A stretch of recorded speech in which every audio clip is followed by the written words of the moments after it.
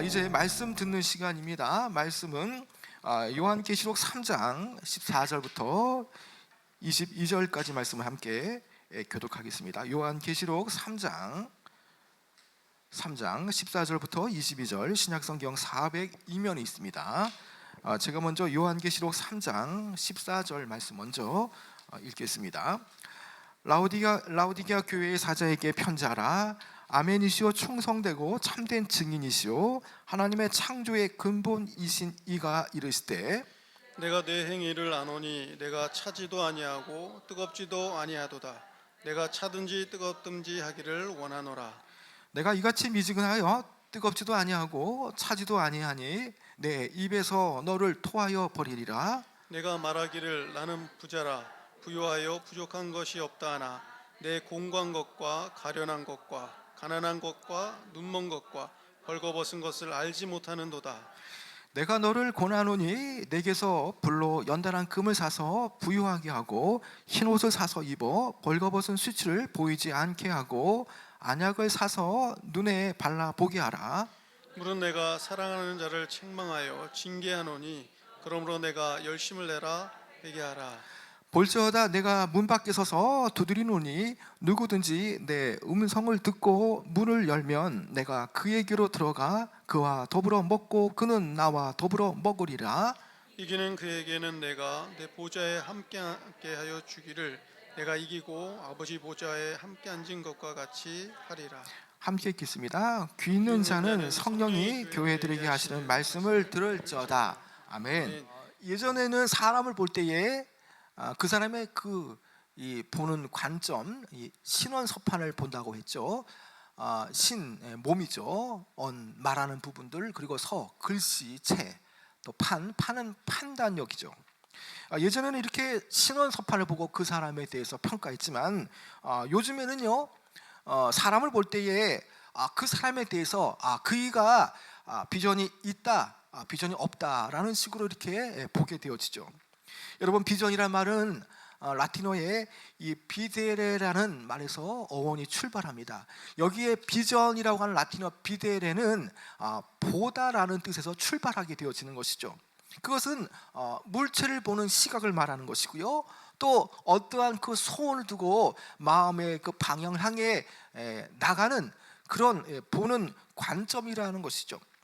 여러분, 이 비전 내지는 보는 것은 특별히 자신을 어떻게 보냐에 따라서 그 사람이 발전될 수 있고요, 또 잘못 볼 때에는 여전히 문제와 문제 속에서 그가 놓일 수가 있다는 것입니다. 그래서 잘 보면 그만큼 좋은 일이지만 잘 못 보게 되어지면 문제 안에 그가 머물러 있게 되어진다는 것입니다. 여러분, 오늘 이 말씀을 보게 되어지면요, 잘못 보아서 안약을 사서 눈에 바르라라는 주문을 받은 이 교회가 소개되어집니다. 그 교회는 바로 여기 있는 말씀처럼 라오디게아 교회라는 것입니다. 오늘 말씀을 따라가면서 2000년 전에 예수님께서 이 라오디게아 교회를 향해서 말씀하신 이 교회는 오늘 어쩌면 오늘 저와 여러분이 몸담고 있는 교회, 그리고 그래도 풍족하게 살 수 있는 한국교회에 말씀하신 부분으로 여겨집니다. 오늘 이 말씀을 따라가면서 우리가 무엇을 보아야 되는가, 또 우리 한국교회가 정말 무엇을 제대로 보아야 하는가를 생각하면서 말씀을 따라 은혜 받는 시간이 되어지기 원합니다. 여러분, 요한계시록에 보게 되어지면 요한계시록 1장부터 3장까지는 소아시아의 7교회에 대한 여러 모습들이 나옵니다. 다 다르고 다 같은 부분이 없는 것, 그것은 여러 교회들마다 각각의 특성과 또 책망받는 부분과 칭찬받는 부분이 다 다르다라는 것이죠. 그것은 7개의 모습은 오늘 동시에 현대교회를 여러 가지 다양한 모습들, 다양한 교회의 군상들을 비추는 말씀이기도 한 것입니다. 여러분, 먼저 요한이 이 환상을 통해서 본 라오디게아 교회의 모습은 과연 어떤 모습입니까?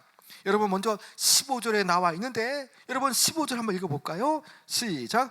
내가 내 행위를 아노니 내가 차지도 아니하고 뜨겁지도 아니하도다. 내가 차든지 뜨겁든지 하기를 원하노라.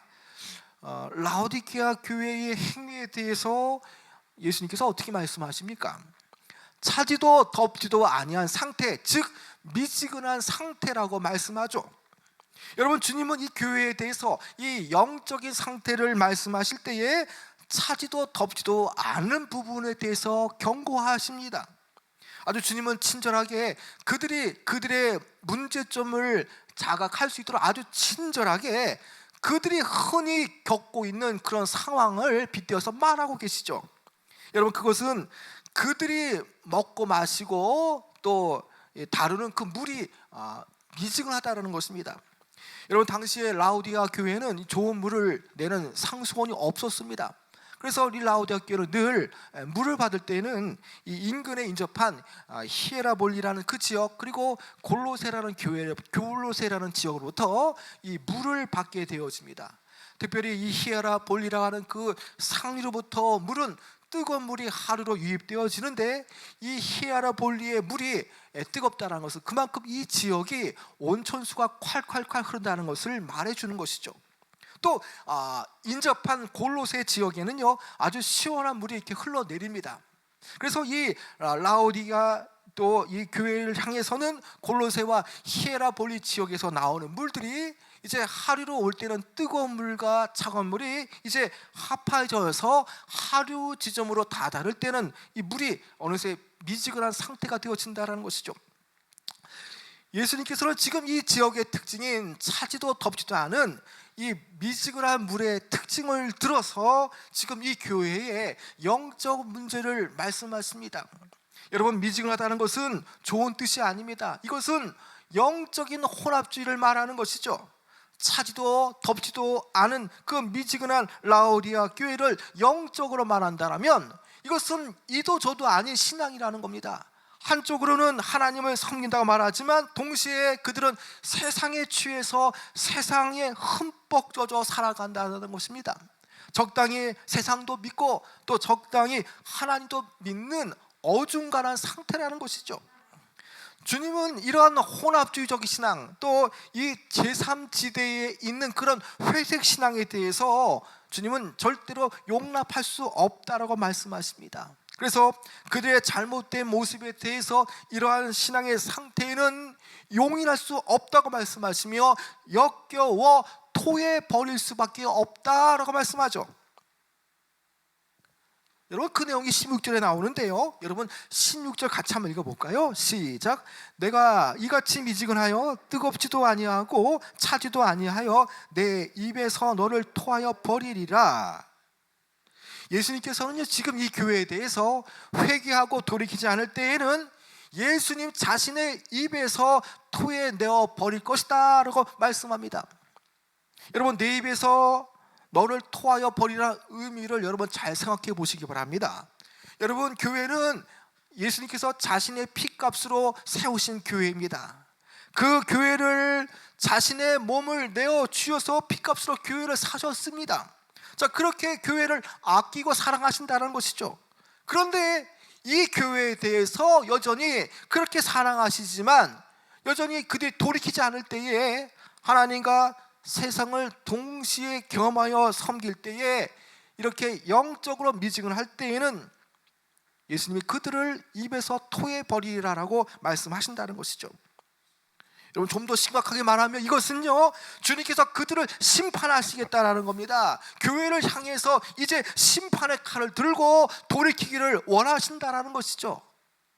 바로 이것이 예수님께서 보시는 정확한 진단이라는 것입니다.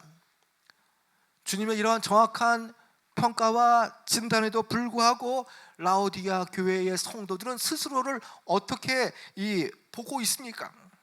여러분, 17절에 단적으로 나타나고 있는데요, 너무나 중요한 17절 말씀인데요, 같이 한번 읽어볼까요? 17절 시작.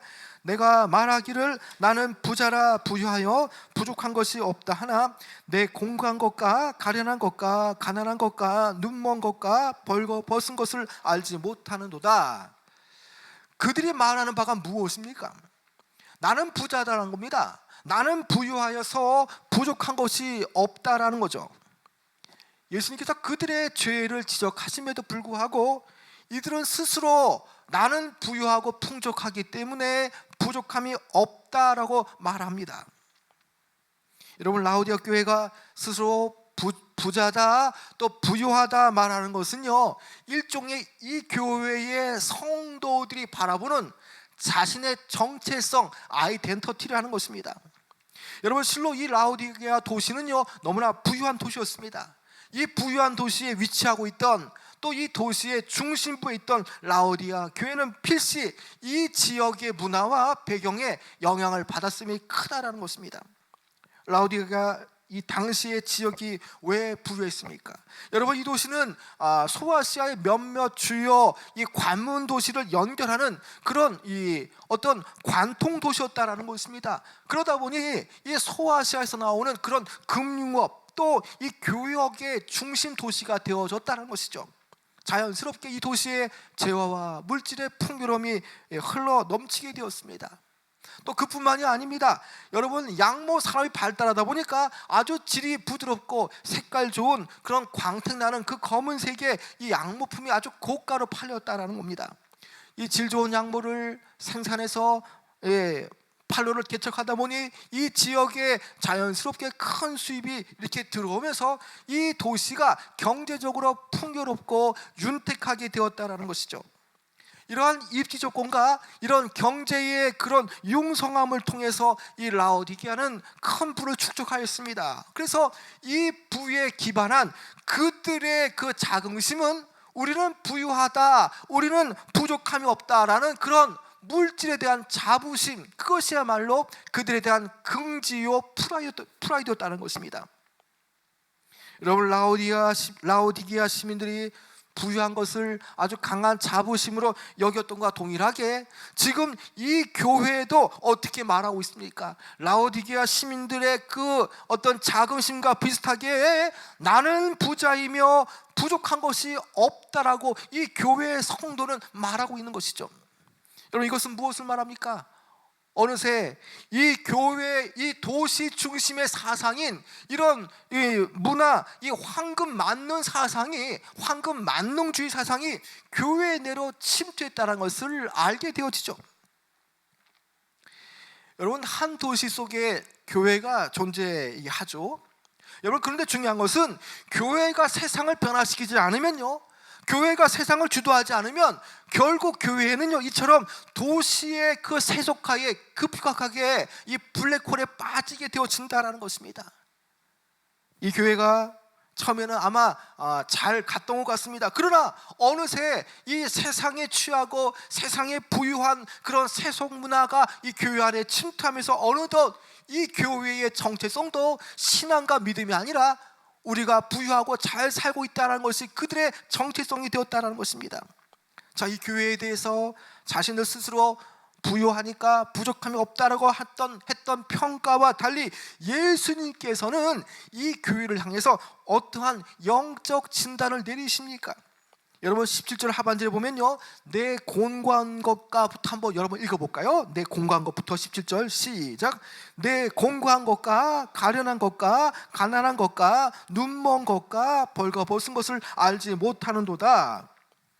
여러분, 이 교회는요, 주님의 평가와 달리 자신의 그 영적 참 실상을 잘 보지 못했습니다.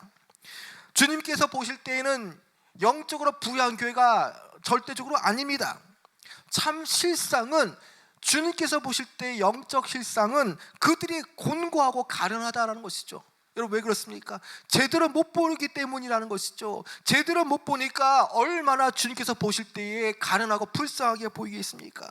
눈먼 교회라는 겁니다. 영적으로 가난함에도 불구하고 그들은 전혀 부족함이 없다라고 말하는 것을 볼 때에 예수님의 마음이 얼마나 안타깝겠습니까?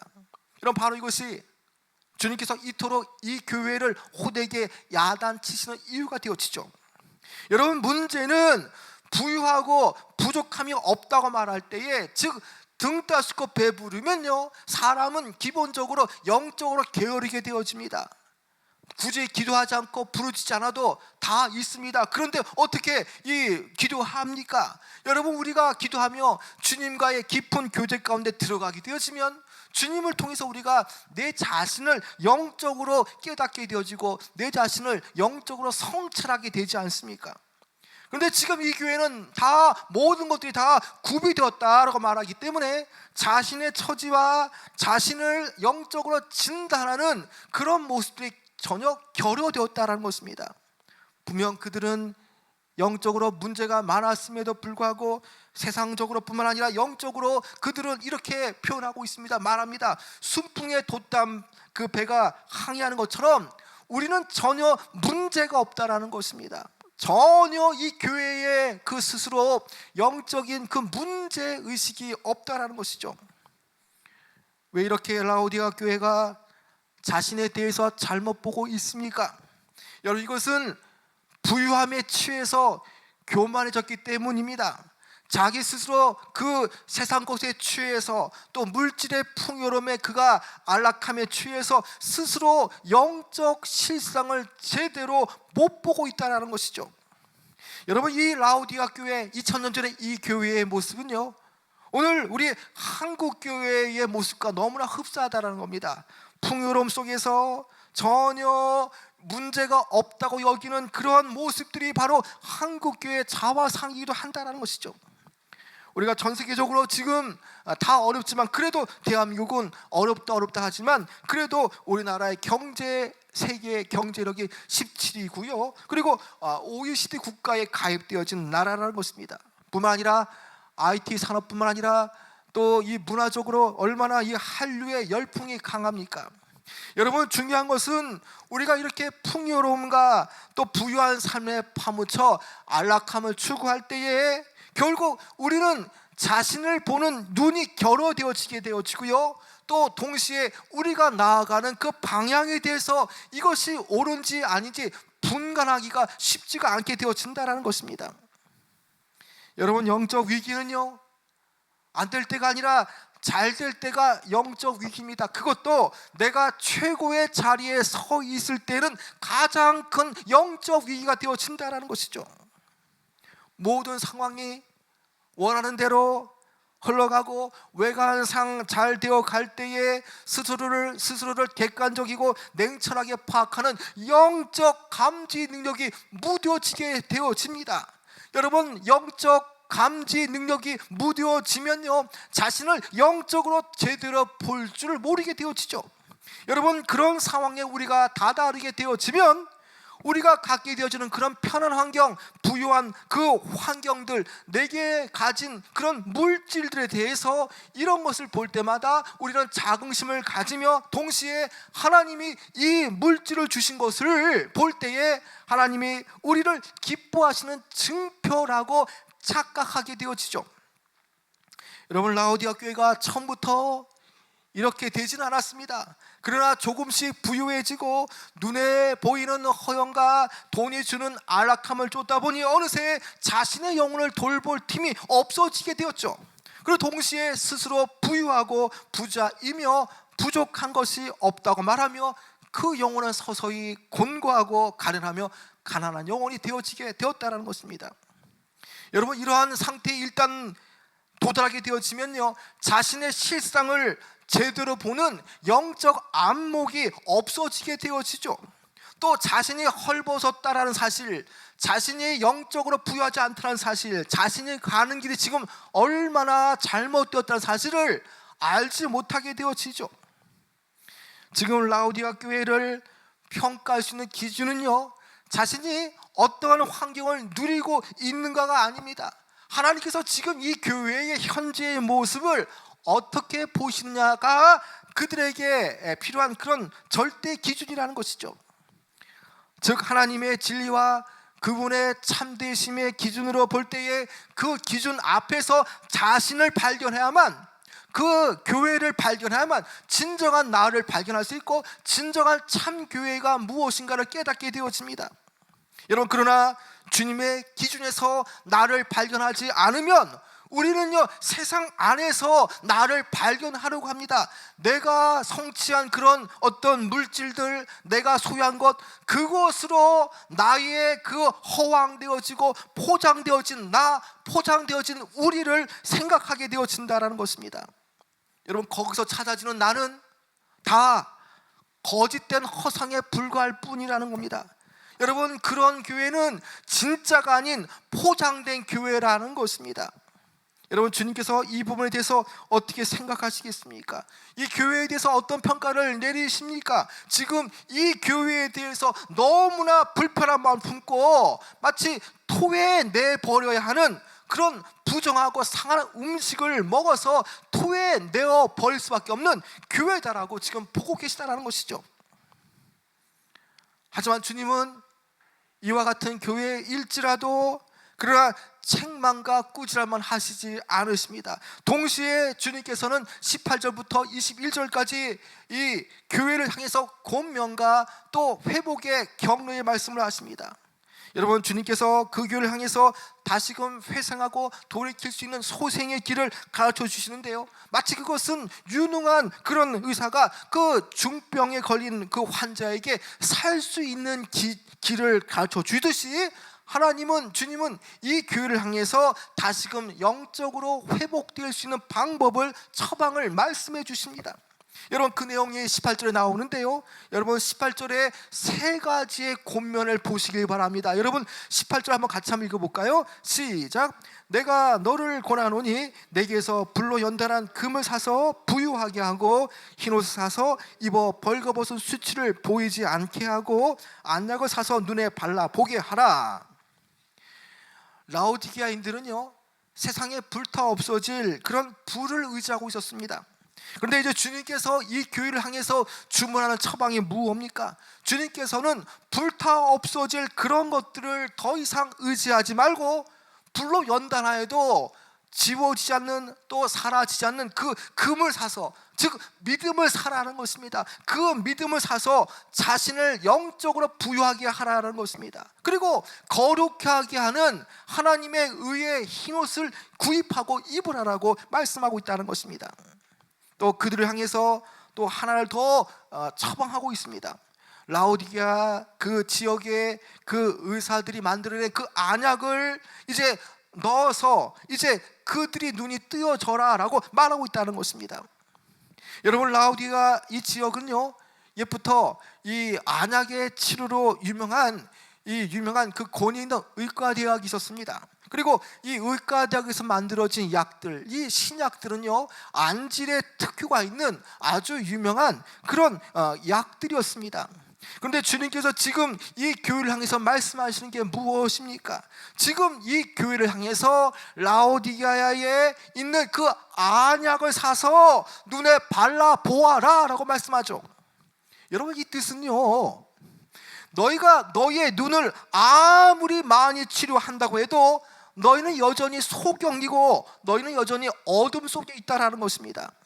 그들이 안약이 그렇게 의과대학이 발달했음에도 불구하고 그들의 발달한 그 안약을 그 육신의 눈에 발라서 그들의 육신의 눈이 밝아질지라도 여전히 그들은 영적으로 신령한 것을 보지 못하는 영적인 까막눈이라는 것입니다. 지금 그들은 보이는 것, 또 이 육신의 것에만 관심을 가질 뿐 전혀 영적인 것을 볼 수 없다라고 지금 지적하고 있다는 것입니다. 그들의 영적으로 눈이 멀었기 때문에 이제 그들은요, 육신의 안약을 사서 바를 것이 아니라 그리스도께로부터 진리를 볼 수 있도록 그분으로부터 나오는 영적인 안약을 사서 눈에 발라 제대로 영적인 것을 보라라고 말씀하고 있다는 것이죠.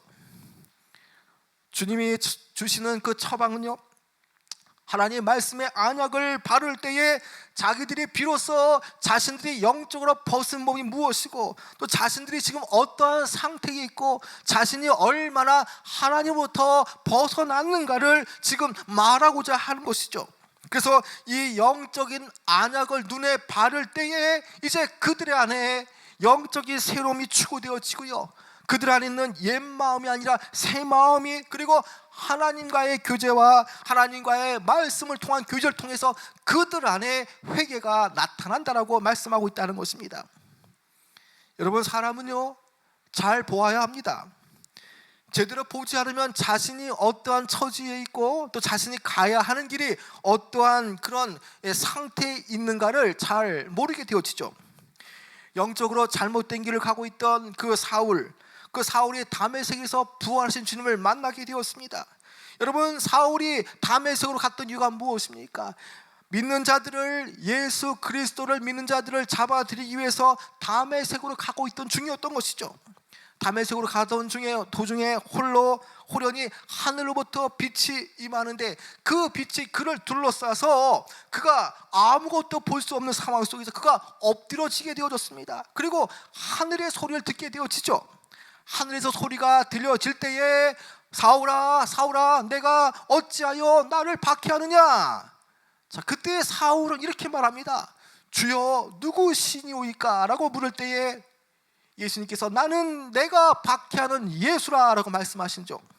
이때에 그는 눈은 떴으나 아무것도 보지 못하는 그런 상황이었다는 것입니다. 그래서 사람의 손에 이끌려서 다메섹으로 들어가게 되어지고요, 또 그곳에서 아나니아라는 사람을 만나게 되어서 그 아나니아가 그에게 안수하는 중에 그의 눈에 영적인 비늘이 벗겨져서 그가 비로소 영적인 것을 보게 되어졌다는 것입니다. 여러분, 사울의 눈이 밝아지고 비늘이, 영적인 눈의 비늘이 벗겨지니까 그가 새로운 사람이 되어지지 않았습니까? 그가 눈이 뜨여지고 영적인 눈을, 그가 마음의 눈을 뜨게 되었을 때에 그의 세계관, 인생관, 가치관, 신앙관이 다 달라지게 되었습니다. 전에는 예수 믿는 자들을 잡아들이는 그런 죄인 중에 괴수였지만 이제 눈이 뜨여지니까 이제 그가 복음의 사도로 변모하게 되었지 않습니까? 그래서 이처럼 우리도 변화되기 위해서, 또 성도가 변화되기 위해서는요, 먼저는 눈이 달라져야 하는 것입니다. 여러분, 에베소 교회를 향해서 바울이 기도했던 그 기도 제목이 무엇입니까? 마음의 눈을 밝혀달라고 기도하면서 마음의 눈을 밝혀주시고 또 그들의 마음의 눈이 밝혀질 때에 지혜와 계시의 영을 주셔서 그 교회를 향하시는 하나님의 뜻을 깨달아 알게 해달라고 기도하지 않습니까? 여러분, 그런 차원에서 본다라면 진정한 비전은요, 눈이 회복되어지는 거라고 볼 수가 있다는 것입니다. 여러분, 지금 눈이 어두운데, 눈이 안 보이는데 저 멀리를 봐라, 주께 주신 비전을 봐라 라고 말한들 무슨 소용이 있습니까? 눈이 어두운데요.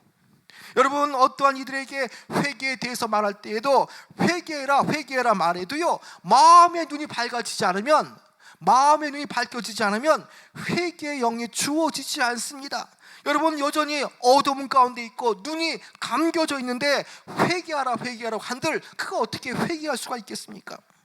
여러분, 그런 차원에서 본다면 우리 주님께서 주신 비전을 보기 위해서, 또 회개를 하기 위해서 무엇보다 중요한 것은 영적인 안약을 눈에 사서 바르는 것이 너무나 중요하다는 것입니다. 이제 주님은 그 구제불능의 그 교회를 향해서 이제 은혜의 길, 회복의 길을 말씀하십니다. 그 교회를 향해서 어떻게 말씀하십니까? 이제 구제책, 해결책을 말씀하시는데, 여러분 19절 한번 읽어볼까요? 시작. 무릇 내가 사랑하는 자를 책망하여 징계하노니 그러므로 내가 열심을 내라, 회개하라.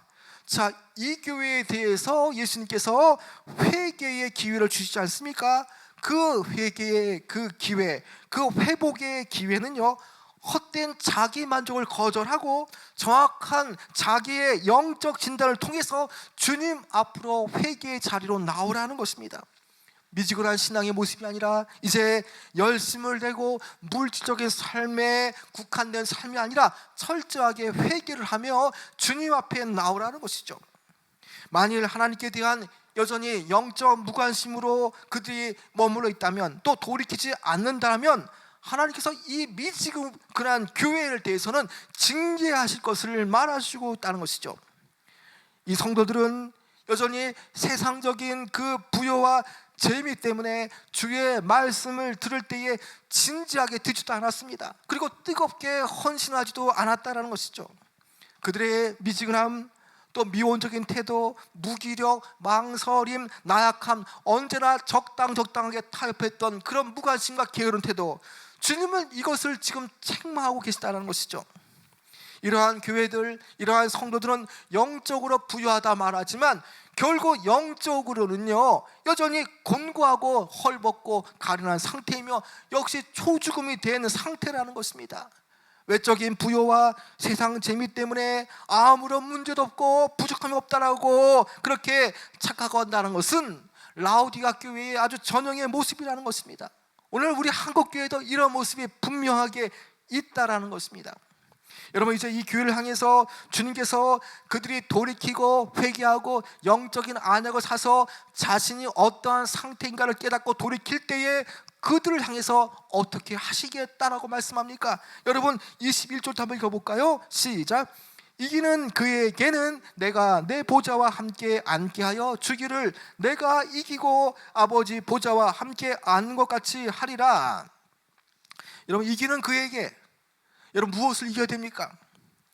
세상에 취해졌던 그들, 여전히 물질에 흠뻑 젖어서 여전히 돌이키지 못하는 그 자세를 이기게 되어지면 주께서 그리스도와 함께 그 보좌에 앉게 하시겠다라는 겁니다. 영적인 미지근함에서 회개하고 물질과 현세의 지향적인 그 추구를 물리치고 승리를 하면은, 이기게 되어지면 그 천국의 그 위치로 그들을 일으켜 주시겠다라는 말씀이라는 것입니다. 여러분, 만일 여러분이 여전히 이 교회처럼 신앙적으로 미지근하고 온전히 헌신하지 않는다면, 즉시 회개하는 삶을 살지 않는다면 그것은 너무너무 심각한 문제입니다. 여러분, 우리는 어떻게 해서라도요 영적인 안약을 사서 발라서 나의 실상을 알고 내가 가는 길이 얼마나 주님의 뜻으로부터 벗어났는가를 깨달아야 하며 우리는 즉시로 회개의 자리로 나서야 한다는 것입니다. 열심을 내어 회개하지 않는 성도는 분명하게 그리스도의 입에서 토해내어 버리라라고 말씀하며, 그 상태에 머물러 있을 때는 절대의 절명의 그 위기에 처해 있다는 것을 명심하라라고 말씀하고 있다는 것입니다. 그래서 죄 중에 있는 오늘 한국교회를 향해서 또 성도들을 향해서 열심을 내어서 회개하라라고 촉구하고 계시는 것이죠. 여러분, 지금 여러분들은 오늘 이 시대와 이 돌아가는 현상을 보면서 여러분들은 어떤 생각을 하고 계십니까? 여러분, 지금이야말로 계시록에서 말씀하시는 마지막 때라는 것입니다. 주님이 다시 오실 때가 이미 임박해졌다라는 것입니다. 그래서 영적으로 잠들어 있으면 안 됩니다. 영적으로 부유하고 잘 사니까 이제 나는 부족함이 없다고 여기면 안 된다는 것입니다. 현재 돌아가는 영적 상황을 인지하지 못한다라는 것은, 그것은 세상 것에 너무나 취해서 분별하지 못하기 때문이라는 것이죠. 여러분, 우리는 이 시대를 바라보며 다급함을 가져야 됩니다. 여기도 기웃거리고 저기도 기웃거리고 살아갈 그런 시간이 없다라는 것입니다. 여러분, 분명하게 풍족하고 부유하다라고 말했던 그 라오디게아를 교회를 향한 그 주님의 책망과 경고는 동시에 한국교회와 우리의 성도를 향한 경고이기도 한 것이죠. 여러분, 그러므로 우리는 우선적으로 영적인 안약을 사서 발라서 나의 죄된 상태를 깨닫고 우리는 즉시로 회개의 자리로 나가야 하는 것입니다. 그 회개도요 한 번에 그치는 것이 아니라 매일매일 회개하는 데 열심을 내야 하는 것이죠. 그리고 그 회개한 그 자리에 이제 주를 향한 뜨거운 그런 마음들이 생겨져야 하는 것입니다. 그럴 때에 주님과 더불어서 우리는 주의 영광스러운 보좌에 우리도 앉게 되어진다는 것입니다. 여러분, 이 사실을 안다면 오늘 이 시대가 어떤 시대이고, 또 우리가 영적인 안약을 사서 발라서 우리가 시급하게 나의 상황, 우리 한국교회, 우리가 가는 방향이 얼마나 잘못된 걸 깨닫고 주님께로 이제 방향을 틀어야 할 때라는 것입니다. 오늘 이 주시는 말씀을 통해서 우리 한국교회와 우리 성도를 향하여 주신 말씀이나 붙잡고 이제 우리가 물질에 도취되어서 안락한 생활을 하면서 우리가 영적으로 잠드는 것이 아니라 바로 이때가 이제 영적인 안약을 사서 발라서 우리가 회개할 때이고 주님께로 돌아가야 할 때라는 것을 깨닫고 믿음으로 전진하시는 귀한 여러분 되어지길 축원합니다.